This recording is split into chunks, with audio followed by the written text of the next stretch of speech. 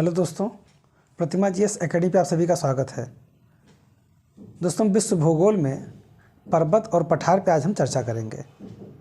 आप लोग लाइक करें, शेयर करें और जिन दोस्तों ने हमारे चैनल को अभी तक सब्सक्राइब नहीं किया वो लोग सब्सक्राइब कर लें। तो दोस्तों शुरू करते हैं। पर्वत एवं पठार। देखिए, हमारे पूरे जो पृथ्वी का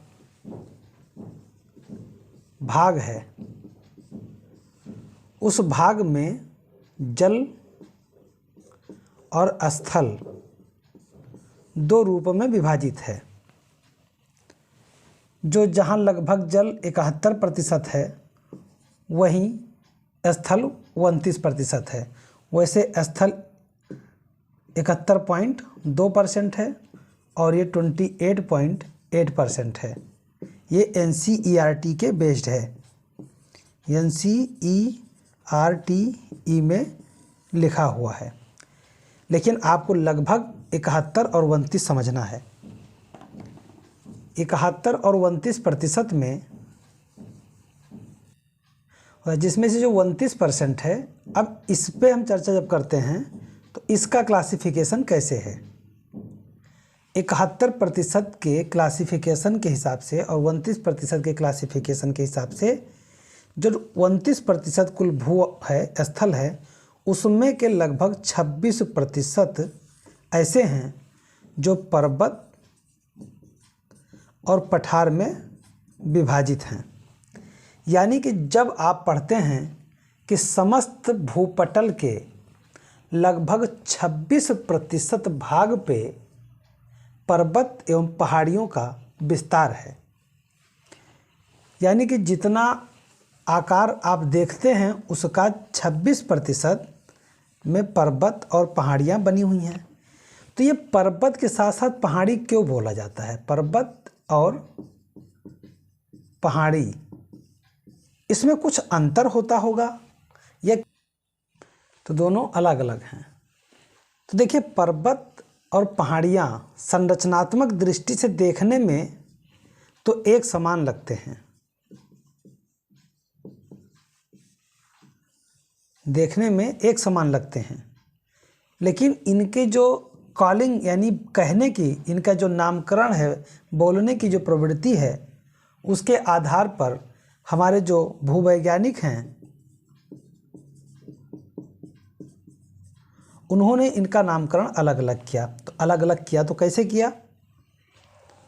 जिस भी आकृति का या जिस भी स्थल का या जिस भी पर्वत या पहाड़ियों में जिसका भाग 1000 मीटर या इससे ज़्यादा है, 1000 मीटर की ऊंचाई मानक होनी चाहिए कम से कम। तो 1000 मीटर या इससे ज़्यादा जो ऊंचाई वाली पहाड़ियाँ हैं, पठार हैं, जो भी हैं, उसे कहा जाता है पर्वत। उसे कहा जाता है पर्वत।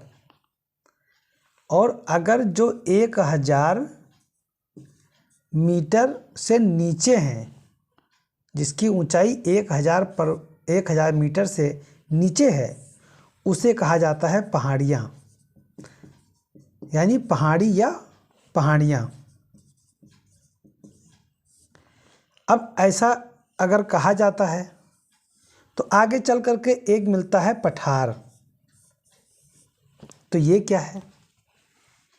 तो जो पर्वत होते हैं वो नुकीलेदार होते हैं, पहाड़ियाँ जो होती हैं वो भी नुकीलेदार होती हैं। बस इनमें और इनमें अंतर केवल ऊंचाई का होता है। ये 1000 मीटर से कम है तो एक हो गई पहाड़ियाँ, ये 1000 मीटर या उससे ऊंची हैं तो ये हो गए पर्वत। लेकिन पठार में स्थिति ये होता है कि वो इस तरह के होते हैं, वो इस तरह नहीं होते। वो उनका आधार चपटा होता है, उनका जो सबसे ऊपरी भाग है वो चपटा होता है। उनकी ऊंचाई कई गुना ज़्यादा भी हो सकती है। जैसे पामीर का जो पठार है, पामीर का जो पठार है वो 4850 प्लस मीटर ऊंची है, लेकिन पामीर का जो पठार इतने ऊंचे होने के बावजूद भी पठार ही क्यों बोला जाता है? क्योंकि वो पहाड़ियों की भांति, पठारों पर्वतों की भांति ना हो करके उनका आधार चपटा है, वो एक मैदान की भांति ऊपर हैं, इसीलिए उन्हें पठार बोला जाता है। इसीलिए विश्व का छत बोला जाता है। पामीर को विश्व का छत के नाम से जाना जाता है। तो जब कभी आप पर्वत और पहाड़ी में अंतर को देखना चाहें तो इस 1000 मीटर के जो मानक को समझिएगा। जब आप पठार की संरचना को देखना चाहें तब आप इस शिखर या इस चपटे भाग को समझिएगा। तो ये आपको समझने के लिए पर्याप्त होंगे। अब पर्वत के कितने प्रकार के होते हैं, उनका नामकरण कैसे होता है, कैसे कैसे उन्हें समझा जा सकता है, कितने आधारों पर उनका विभाजीकरण होता है, उनके वर्गीकरण में किस किस मानक को हम समझते हैं, तो इस पे हम पहले चर्चा करते हैं। सबसे पहली बात तो ये है कि भूपटल का लगभग 26% भाग पे पर्वत और पहाड़ियों का विस्तार है, जो द्वितीय श्रेणी के उच्चावच होते हैं। अब यहाँ एक बात प्रश्न दिमाग में और आता है कि यदि पर्वत और पठार, पहाड़ ये अगर द्वितीय श्रेणी के उच्चावच हैं तो प्रथम श्रेणी के उच्चावच कौन है? भाई प्रथम श्रेणी के उच्चावच कौन है? तो ध्यान रहे, महाद्वीप, महासागर, ये आपके प्रथम श्रेणी के उच्चावच हैं।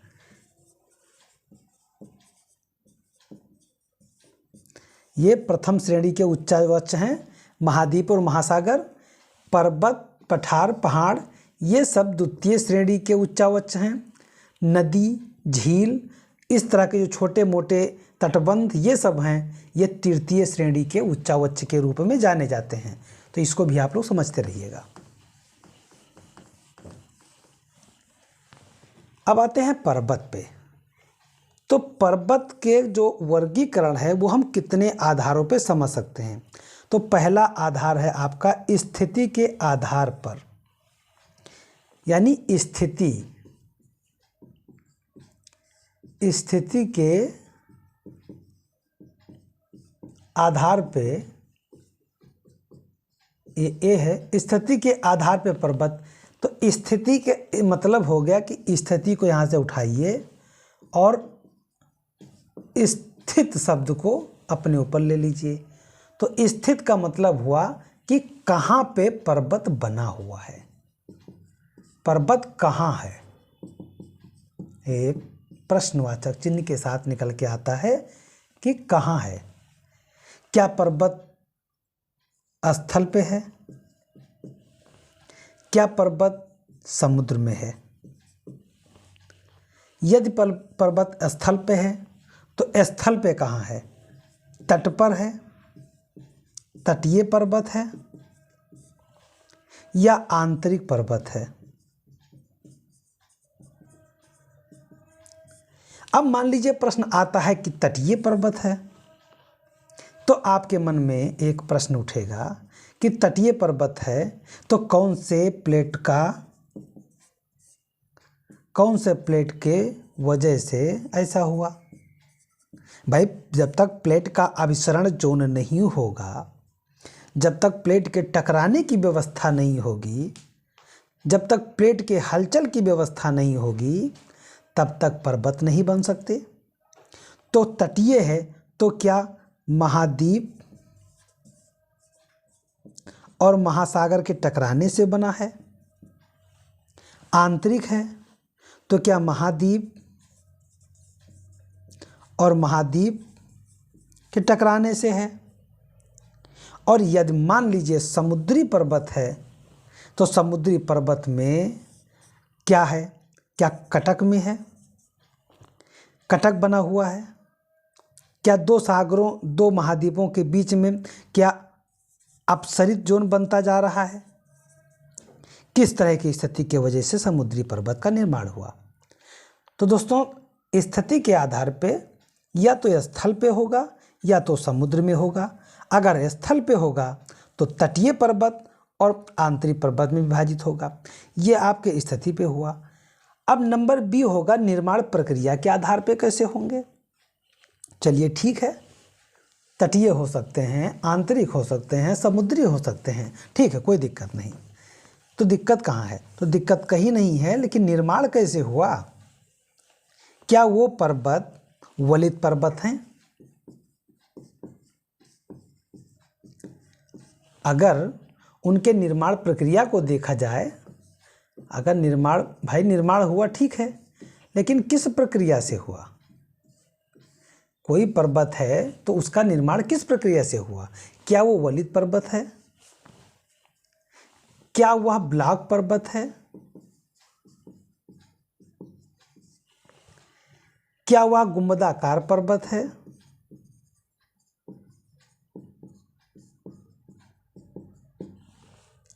क्या वह संग्रहित पर्वत है?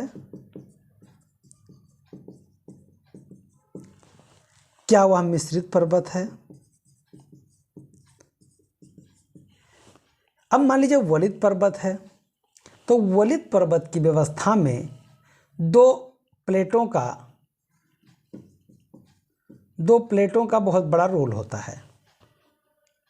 और अगर ब्लॉक पर्वत है तो ब्लॉक पर्वत में एक ही प्लेट होगा बस। अगर मान लीजिए ये इस तरह का स्थिति है एक प्लेट का, बीच में अचानक से क्या होता है कि ये और ये भाग नीचे धंस जाते हैं, ये भी धंस गया, ये भी धंस गया, अचानक से बीच का भाग उठा रह गया, तो इसे कहा जाता है ब्लॉक पर्वत। गुंबदाकार पर्वत या संग्रहित पर्वत, मिश्रित पर्वत, तो इन सभी का निर्माण का अलग अलग अपनी प्रक्रियाएं होती हैं। तो इनको भी आगे देखेंगे, बशर्ते की प्रक्रिया स्थिति के आधार पे आपने स्थल और समुद्र देखना है। निर्माणकारी प्रक्रिया के आधार पे आपको वलित पर्वत पढ़ना है, ब्लॉक पर्वत पढ़ना है, गुंबदाकार पर्वत पढ़ना है, संग्रहित पढ़ना है और मिश्रित पढ़ना है। तो दोस्तों ये अलग अलग प्रकार की विधियों से निर्मित होते हैं और इनका निर्माण जो है अपने अलग अलग बलों के आधार पे बनता है, जिस पे हम चर्चा करेंगे। और सी है पर्वत निर्माणकारी घटना के आधार पे। जो पर्वत हैं वो घटना के आधार पे। अब एक घटना का जो आधार है इसमें एक लंबी प्रक्रिया है, एक युग से दूसरे युग में बदल जाता है। देखिए कोई भी पर्वत, पठार, घास, मैदान, पहाड़, मिट्टी, ये सब एक दिन की प्रक्रिया में नहीं बनते हैं, हजारों हजार साल लगते हैं। हजारों हजार वर्षों का एक परिणाम होता है एक पर्वत या पठार की घटनाएं। तो उसमें किस तरह से हम देख सकते हैं, तो जैसे पहला ऐसा पठार था जब प्री कैम्ब्रियन काल में, कैम्ब्रियन काल में हमारा बना था अरावली पर्वत, हमारा बना था धारवाड़ पर्वत। तो ये जो पर्वत अरावली धारवाड़ बने, तो ये किस युग के पर्वत थे? इसको कहा गया चर्नियन पर्वत। तो एक युग के रूप में देखा जाएगा। तो हम पर्वतों के जो घटनाक्रम है उस पे हम देखेंगे तो चर्नियन काल यानी चर्नियन पर्वत, कैलिडोनियन पर्वत, कैलिडोनियन पर्वत, हर्सिनियन पर्वत,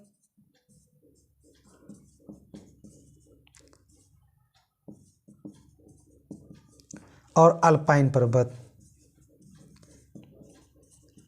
ये जिस तरह की हायरार्की में आप देख रहे हैं, पहले युग में ये बना था, फिर कैलिडोनियन बना, फिर हर्सिनियन बना, और जो इस समय पर्वत निर्माणकार बन रहे हैं जैसे राकी, यंडीज, हिमालय, ये सब अल्पाइन पर्वत के उदाहरण हैं। तो इनके क्रम के रूप में भी हम देखेंगे। तो साथियों यहाँ पे पर्वत का जो क्लासिफिकेशन किया गया स्थिति के आधार पे, निर्माण प्रक्रिया के आधार पे, वलित पर्वत, ब्लॉक पर्वत, गुंबदाकार, संग्रहित, मिश्रित, और पर्वत निर्माणकारी घटना के आधार पे चर्नियन पर्वत, कैलिडोनियन पर्वत, हर्सियन पर्वत, अल्पाइन पर्वत। तो हम इन पे क्रमशः बारी बारी से चर्चा कर लेते हैं। स्थिति के आधार पे अब स्थलीय में जो स्थल है, स्थलीय में तटीय और आंतरिक दो प्रकार के पर्वत थे। तो तटीय पर्वत कौन कौन से हैं? तो एक एक करके आप देखिए उसको। तटीय पर्वत,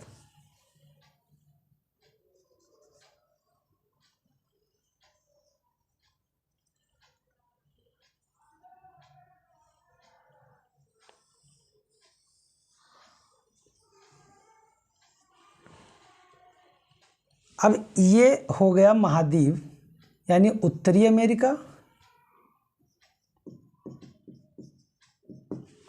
और ये हो गया आपका दक्षिणी अमेरिका महाद्वीप। अब ये दो महाद्वीप का विस्तार हो रहा है पश्चिम की तरफ, और ये हो गया आपका प्रशांत महासागर। यानी कि प्रशांत महासागर का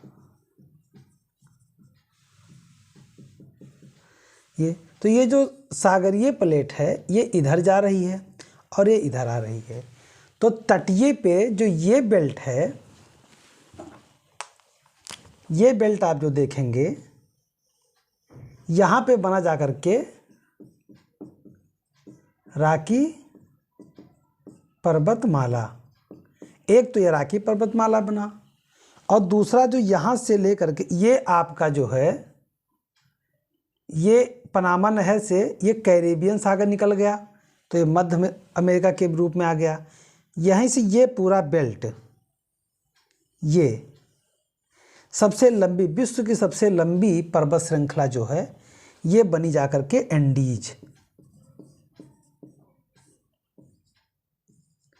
एंडीज पर्वतमाला। यानी अमेरिका के इस वाले बेल्ट को कहते हैं रॉकी पर्वतमाला, और दक्षिणी अमेरिका के इस बेल्ट को कहते हैं एंडीज पर्वतमाला। सबसे बड़ा, विश्व का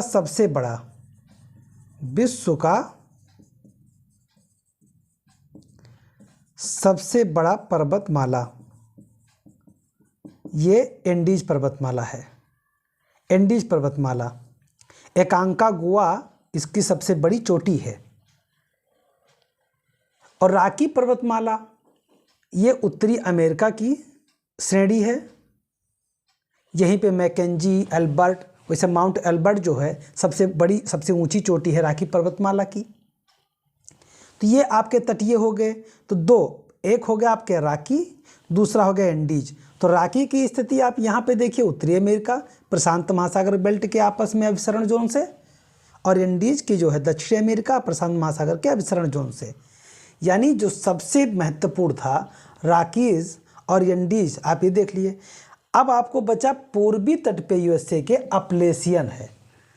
ये बेल्ट जो है, ये बेल्ट यहाँ पे क्या है कि एक पर्वत श्रृंखला आपको यहाँ पे देखने को मिलेगी उत्तरी अमेरिका में। यहाँ पे है अपलेशियन पर्वतमाला। तो एक श्रृंखला आपको देखने को मिल रही है तट पे, इस तट पे एक, इस तट पे देखने को मिल रही है पश्चिम में, और एक पूर्वी तट पे। तो दोनों तटों पे आपको पर्वत श्रृंखला देखने को मिल रही है, और एक आपका यहाँ पे हो गया। अब आपको देखना है कि यूरोप में और अफ्रीका में किस तरह से है। तो इस बेल्ट को आप समझ लिए हैं। अब आप समझिए कि यूरोप में कौन कौन से तट पे है, अफ्रीका में कौन कौन से तट पे है।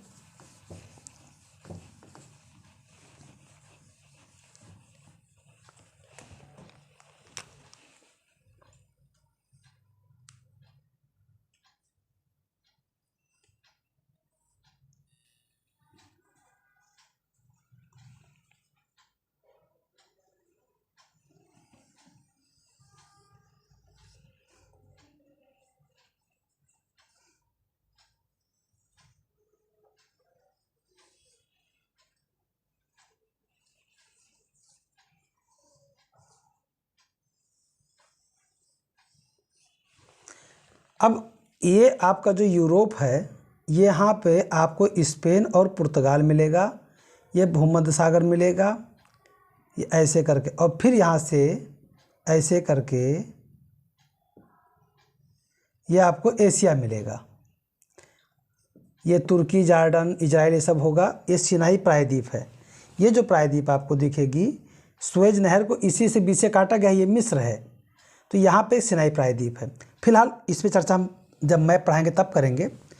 एक बेल्ट आपको दिखेगा, ये हो गया आपका यूरोप महाद्वीप, ये हो गया आपका अफ्रीका महाद्वीप। जब तटीय पर्वत में है, तटीय पर्वत में आप यहाँ पे देखेंगे, यहाँ से लगा करके ये बेल्ट, और इधर यहाँ पे आपको मिलेगा अल्पाइन पर्वतमाला, अल्पाइन पर्वत, ये अल्पाइन पर्वत हो गया। और ये बेल्ट यहाँ से मोरक्को से, यानी माले, ये अफ्रीका महाद्वीप का माले, मॉरिटानिया लगा करके पश्चिमी सहारा से ट्यूनीशिया तक, यहाँ पे ट्यूनीशिया है, ये पूरा बेल्ट जो है ये आपका हो गया एटलस पर्वतमाला। यानी आपने देखा रॉकी,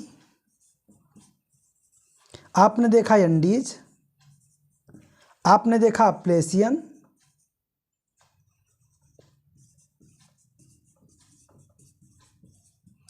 आपने देखा अल्पाइन, आपने देखा एटलस। यानी एटलस आपको मिलेगा पश्चिमी, नॉर्थ पश्चिमी यानी उत्तर पश्चिम अफ्रीका में। अपलाइन देखने को मिलेगा आपको दक्षिण पश्चिम में। तो यूरोप के दक्षिणी किनारे पर अल्पाइन पर्वत समूह मिलेगा, और अफ्रीका के उत्तर पश्चिम में, अफ्रीका के उत्तर पश्चिम में आपको एटलस पर्वतमाला दिखेगा। तो ये आपके हो गए कौन से, ये आपके हो गए तटीय पर्वत। तो तटीय पर्वत का निर्माण जब होता है जब एक तरफ महासागर हो और एक तरफ महाद्वीप हो, यानी कि महासागर महाद्वीप के बीच यानी तट के भाग को तटीय पर्वतमाला के नाम से जानते हैं। अब दूसरा आता है आंतरिक पर्वतमाला। अब आंतरिक पर्वत कैसे होंगे, तो रॉकी, एंडीज, अप्लेशियन और अल्पाइन, एटलस, ये आप याद रखिएगा। और कहाँ पे क्या है मैंने इसीलिए आपको थोड़ा बताया है, जिससे कि आपको बेहतर तरीके से याद हो। आंतरिक पर्वत में यहाँ पे तट का कोई रोल नहीं है, तट का कोई रोल नहीं है। यहाँ पे जो भी रोल होगा, महाद्वीपीय और महाद्वीपीय के प्लेटें जब टकराई थी, महाद्वीप और महाद्वीप प्लेटें जब आपस में टकराई, तब जो है जो सॉरी, तो एक पर्वत श्रृंखला का जो निर्माण हुआ उसे आंतरिक रूप में कहा गया। जैसे यूराल पर्वत। अब यूराल पर्वत क्या है, ये यूरोप है,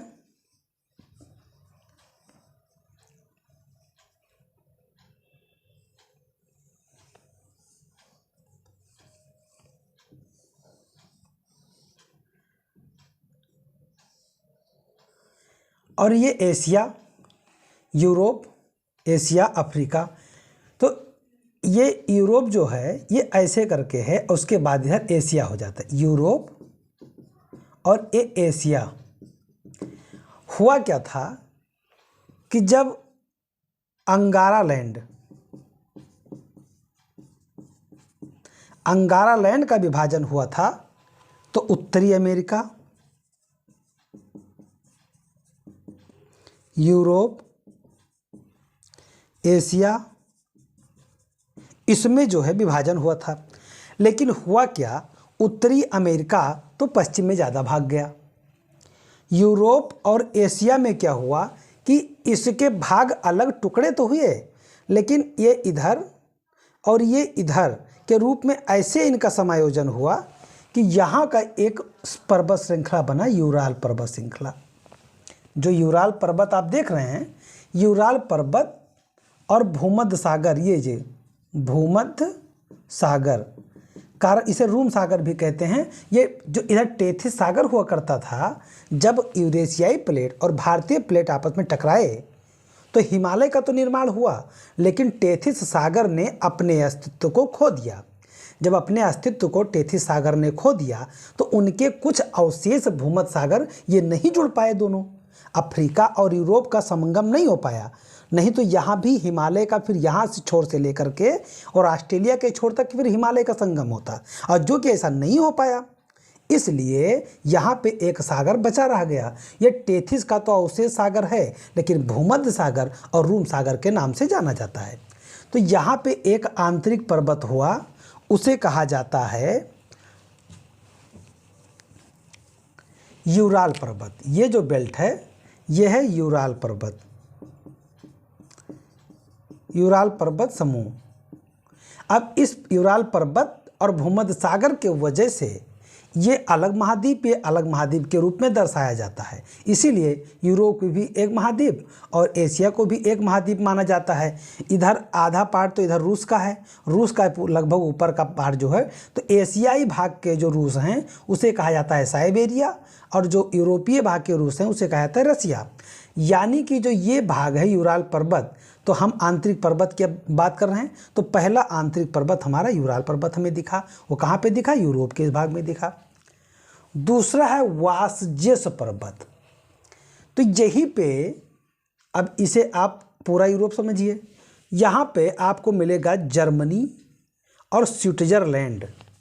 जर्मनी और स्विट्जरलैंड के बीच में थोड़े से, या आपको यूरोप में ये प्रायद्वीपों का प्रायद्वीप यूरोप इसीलिए कहा जाता है, कई छोटे छोटे टुकड़े खूब टकराए हैं और कई ऐसे पर्वत निकल के आए हैं। तो वासेज पर्वत आपको देखने को मिल जाएगा यूरोप में,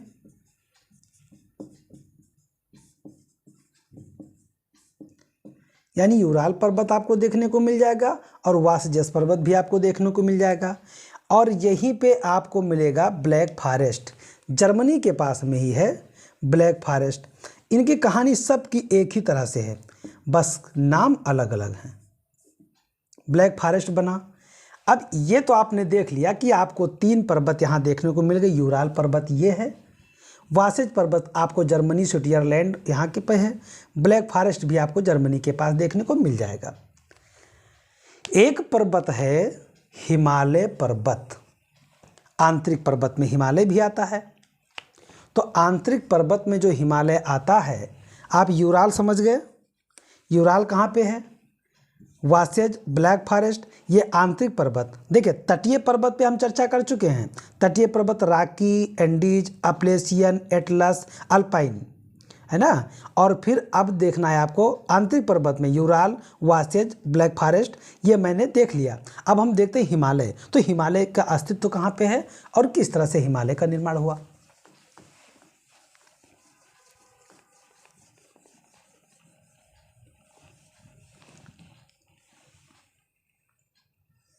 ये था एक सागर जिसे नाम था टेथिस सागर, और ये था आपका भारतीय प्लेट। ये ऐसे चल रहा था। हम तो आ रहे हैं, तुम भी आ जाओ, तुम भी आ जाओ, तुम भी आ जाओ। ये था आपका एशियाई प्लेट। तो ये इधर आते रहे, ये इधर जाते रहे, और दोनों लोग ऐसा जा कर के लड़े कि टेथिस सागर का इतना भाग तो बचा रह गया जो आज भूमध्य सागर, रूम सागर है, और ये सब चिपक गए। ये चिपक करके ऐसे आकार लिए कि वर्तमान का जो रूप बना जाके, वो वर्तमान का रूप बना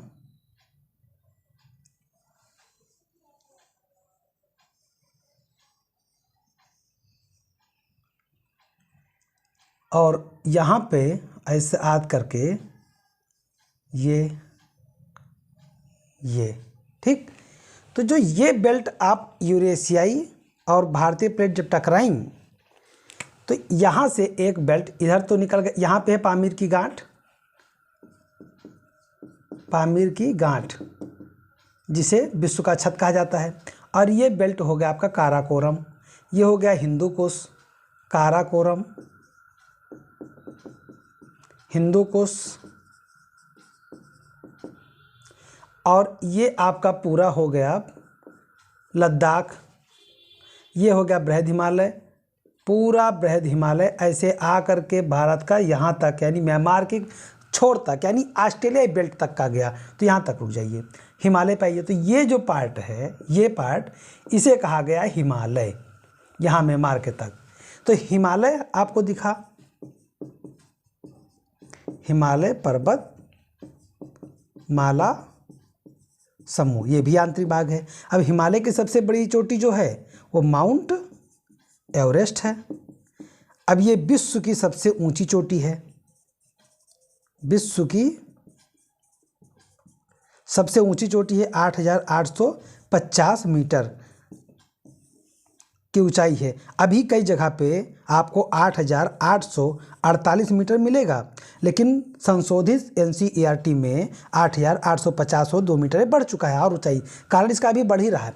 भारतीय प्लेट यूरेशियाई प्लेट को धक्का दे रही है और यहाँ पे ये समाहित हो रहा है और इसका निर्माण होता ऊपर बढ़ ही रहा है। कुनलुन भी आपको यहीं पास में मिलेगा, ध्यानश्यान भी, और सिंगलिंगसान अल्टाई, ये सारे जो पर्वत आपके हैं ये आंतरिक पर्वत के उदाहरण हैं। तो आपने तटीय पर्वत देखा, आपने आंतरिक पर्वत देखा, यानी स्थलीय पर्वत समूह की स्थिति को आपने देख लिया। लेकिन प्रथम स्थिति में स्थिति के आधार पर सागरीय भी थे। तो सागरीय कैसे होते हैं? एक होता है सागर द्रोणी। सागर द्रोणी जो होता है, सागर द्रोणी, सही खत्म है इसमें, सागरीय में सागरीय द्रोणी, और सागरीय द्रोणी हुआ, महाद्वीपीय निमग्न तट हुआ और एंटीलियन पर्वत समूह हुआ। अब देखिए कि एक तो अगर ये सागर है, मान लीजिए प्रशांत महासागर, तो प्रशांत महासागर के अंतर्गत जब सागरीय जो है पहाड़ियाँ होंगी तो उसमें महाद्वीपीय प्लेटें तो नहीं होंगी, लेकिन सागरीय प्लेटें आपस में क्रिया करेंगी, या तो जिग जॉग फिट। इसका मतलब वो हुआ कि जो भूमि के अंदर जा करके फिर वो लावा में, मैग्मा में जो है कन्वर्ट हुआ, तब इसने फिर अपना स्थान लिया, तो थोड़ा धक्का मुक्का लगा और कोई ना कोई पर्वत बना और पृथ्वी पे यानी समुद्र के अंदर बना और ऊपर हल्की सी द्रोणी दिखाई दी। तो ऐसे को ही द्रोणी कहा जाता है। जैसे प्रशांत महासागर में तो द्रोणी कई है ही है, आप अटलांटिक महासागर में देखेंगे तो कटक कई ऐसे बने हुए हैं, वहाँ भी द्रोणियाँ ही निकल करके आती हैं। जैसे ये है आपका यह साकार, यह प्रशांत महासागर है, तो यहाँ पे जो निकले हुए हैं ये एक इधर का और इधर दोनों के खिंचाव की वजह से जो ये फैल रहा है अटलांटिक महासागर, इसके बीच में मैग्मा ऊपर अपना आधार लेता जा रहा है, वो द्रोणी है। आगे चल करके हो सकता है ये सब महाद्वीप गल जाएं, तहस नहस हो जाए, यहाँ पे एक दूसरा महाद्वीप बन के लैंड बन करके खड़ा हो जाए, तो कोई बहुत बड़ी बात नहीं है, संभव है।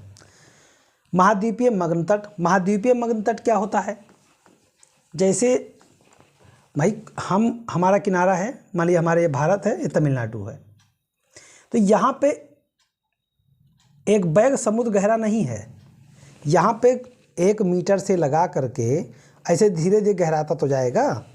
तो जो यहाँ का बेल्ट है, तो यहाँ से लैंड से जुड़ा हुआ भी नहीं है, कुछ दूरी पे जा करके यहाँ पे कुछ पेटियाँ नज़र आ गई हों, मग्न तटों में कुछ ऊंचाई आ गए हो, तो यहाँ पे जो पर्वत समूह बनते हैं तो महाद्वीपीय मग्न तट के आसपास में।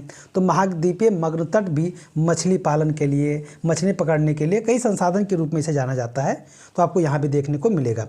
यानी सागरीय द्रोणी, महाद्वीपीय मग्न तट, एंटीलियन पर्वत समूह आदि सागरीय जो है स्थिति में पाए जाते हैं। निर्माण के आधार पे वलित पर्वत जो है, जब चट्टानों में पृथ्वी की आंतरिक शक्तियों के द्वारा मोड़ या बलन पड़ जाते हैं तो उसे मोड़दार या वलित पर्वत कहते हैं। जिसे हिमालय वलित पर्वत है। अल्पाइन पर्वत ये भी एक वलित पर्वत है। राकी समूह ये भी एक वलित पर्वत है, यानी मोड़दार पर्वत को ही वलित पर्वत के नाम से जाना जाता है। एटलस यानी कि तटीय पर्वत और साथ ही मध्य हिमालयी पर्वत, ये सारे के सारे आपके मोड़दार पर्वत हैं और मोड़दार पर्वत के उदाहरण हैं। अगला है ब्लॉक पर्वत। देखिए ब्लॉक पर्वत कहाँ पे किस देश में पड़ता है, इस पे हम चर्चा कर लेते हैं। देखिए वासाज रेंज है, ये है यूएसए में, और वासजेस है ये यूरोप में है। वासाज रेंज से कंफ्यूज नहीं होइएगा, वासाज रेंज आपके यूनाइटेड स्टेट ऑफ अमेरिका में है और वासजेस है यूरोप में। ब्लैक फॉरेस्ट पर्वत है जर्मनी में, यानी यूरोप में है। साल्ट रेंज पर्वत है पाकिस्तान में, हमारा पड़ोसी देश है पाकिस्तान, वहाँ पे साल्ट रेंज पर्वत ब्लॉक पर्वत है। सियरा नेवादा ये कैलिफोर्निया में है, यूएसए में। देखिए सियरा नेवादा ये आपको कैलिफोर्निया में मिलेगा, और सियरा माद्रे ये आपको मिलेगा मैक्सिको में। मैक्सिको ये यूएसए से नीचे है, यूएसए अमेरिका के नीचे एक जो है उसके बगल का एक पड़ोसी देश है मैक्सिको, इसकी राजधानी है मैक्सिको सिटी। मैक्सिको सिटी जो है यहाँ पे सियरा माद्रे आपको देखने को मिलेगा।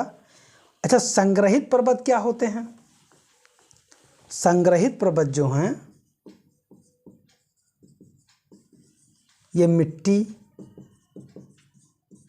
बालू, बजरी या अन्य प्रकार के ऐसे ही पदार्थ जिसके संग्रह से धीरे धीरे संग्रह से पहाड़ बनते पर्वत बनते चले जाते हैं, तो वही है। जैसे अमेरिका में है सस्ता, हुड, रेनियर, या आपको अमेरिका में मिलेंगे संग्रहित पर्वत हैं सस्ता, हुड, रेनियर। मेयान आपको मिलेगा फिलीपींस में, मेयान।